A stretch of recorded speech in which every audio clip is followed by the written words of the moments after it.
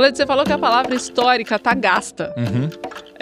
No entanto, não tem outra palavra para descrever o quão histórico é esse momento que a República Brasileira vive. E para provar isso, eu vou fazer uma historiografia aqui dessa história, tá?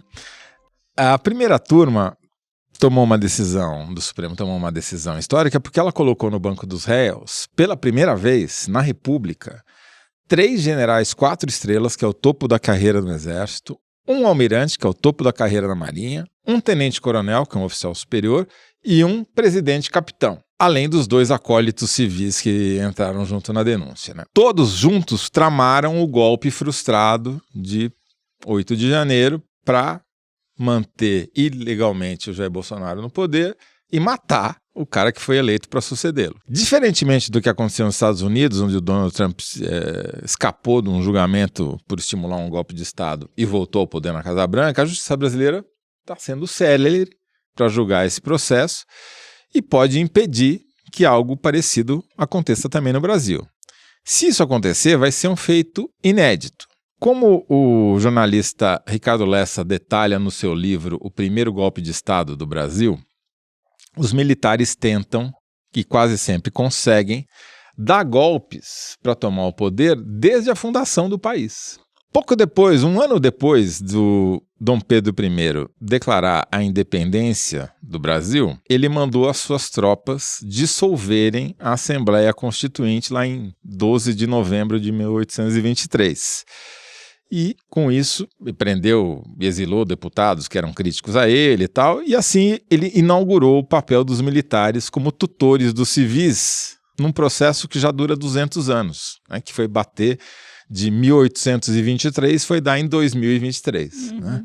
E isso foi se agravando com o tempo. A Guerra do Paraguai, que foi entre 1864 e 1870, consolidou a imagem do Exército como uma instituição forte e indispensável para o país, o que multiplicou a influência militar na política.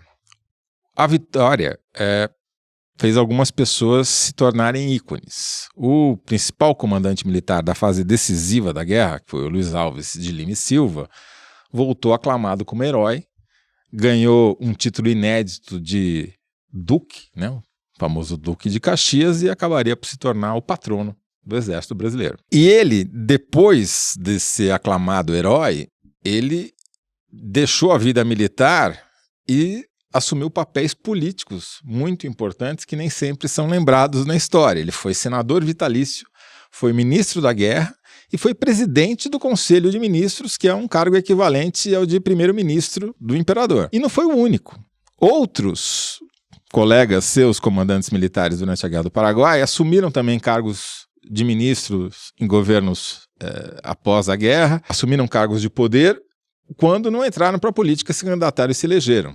Então, aí se fortaleceu ainda mais a projeção política dos militares no Brasil, ao ponto de eles se julgarem credores do país e da monarquia, e ficaram tão insatisfeitos com o tratamento que, apesar de todos os títulos de barão, visconde, marquês, duque que receberam, mesmo assim ficaram insatisfeitos com o tratamento que receberam do imperador e deram um golpe de Estado que resultou na instauração da República, né? E aí começou uma trajetória que só foi piorando com o tempo, porque eu fiz uma conta que me deixou assustado. Os 2 primeiros presidentes do Brasil foram militares. Mas não parou aí, né? Nos 134 anos de República, o Brasil teve 5 marechais, 4 generais e 1 capitão como presidentes. Isso sem contar a junta provisória da ditadura militar. Esses 10 somados governaram por 4 décadas, o que dá quase 30% do tempo de todos os mandatos presidenciais durante todo o período da República. E jamais, nenhum deles, muitos deles eram ditadores, né? 64 para cá, todos eram. Porém, nenhum desses 10 jamais havia sido julgado pelos crimes que cometeu. Ao contrário, o exercício do poder militar sempre foi recompensado, nunca punido, né? E a impunidade está na origem desse avanço progressivo dos militares em quererem tutelar os civis no Brasil. O massacre de Canudos, lá no finalzinho do século XIX, descrito pelo Euclides da Cunha nos Sertões, reforçou essa ideia do exército como garantidor da ordem republicana e legitimou o uso da força militar contra movimentos populares.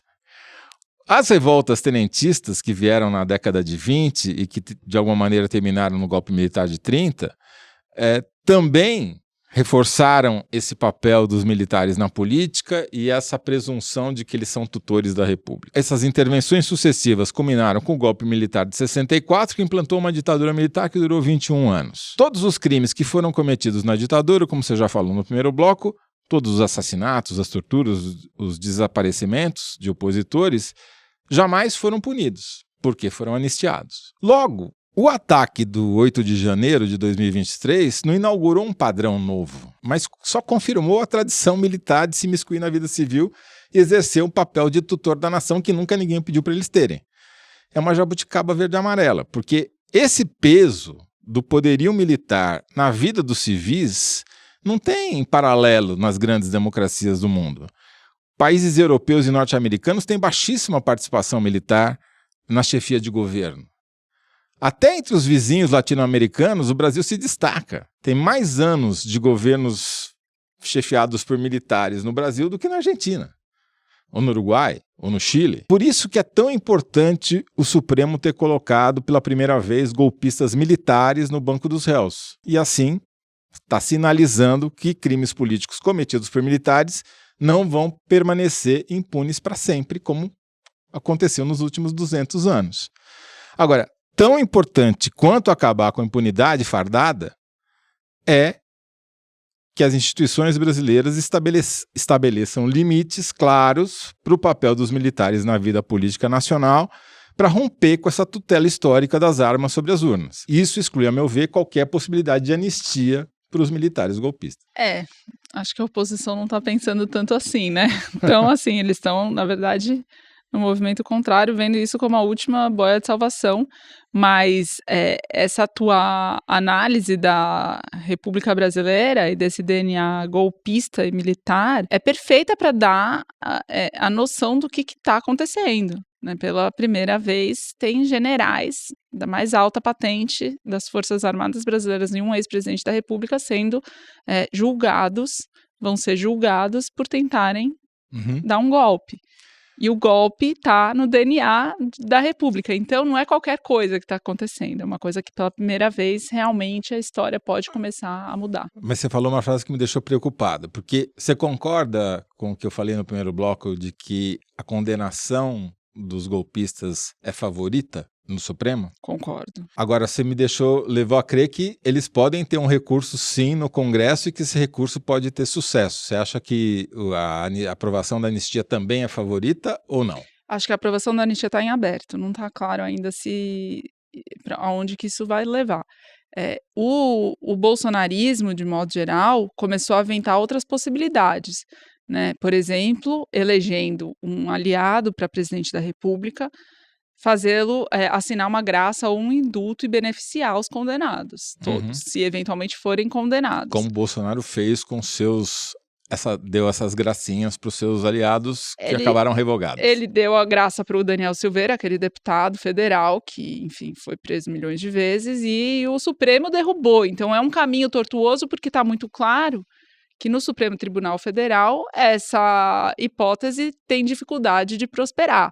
Agora, por isso, talvez, a hipótese anistia tramitando no Congresso como projeto de lei pode vir a tomar mais fôlego, força e, eventualmente, ser aprovada. Mas até lá tem um longo caminho. Eu queria só parar e falar antes o comentário que o Paulo Figueiredo, que é neto de um desses militares presidentes, neto do João Batista Figueiredo, que é um influencer bolsonarista que mora fora do país, mora nos Estados Unidos.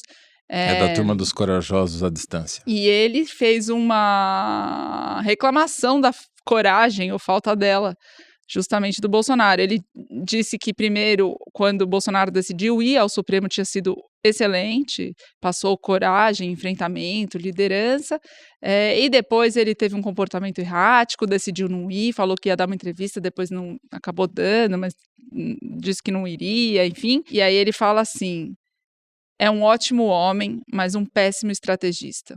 Não é à toa que estamos nessa M de dar gosto, disse o Paulo Figueiredo, e eu acho que isso estou trazendo aqui porque mostra o estado de ânimo, né, do bolsonarismo, assim, não é um bom momento. E o Paulo Figueiredo honra as tradições familiares, né, porque o avô ficou famoso, a frase mais famosa do avô, que ficou 5 anos na presidência da República, foi dizer que preferia o cheiro das estrebarias ao do povo. Bem lembrado.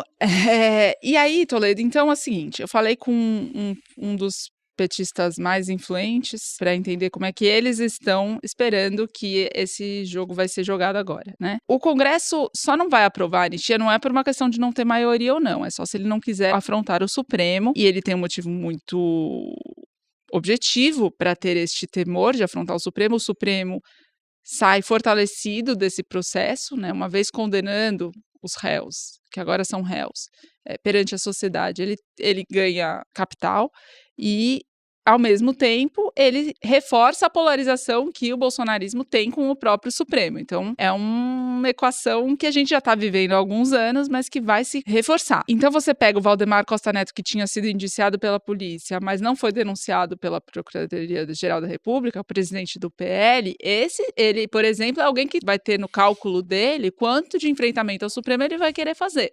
Né, ele sempre tenta fazer esse equilíbrio, embora em algum momento tenha decidido ir para o bolsonarismo com tudo, né? Onde ele estava no dia do julgamento? Ninguém sabe e ninguém viu.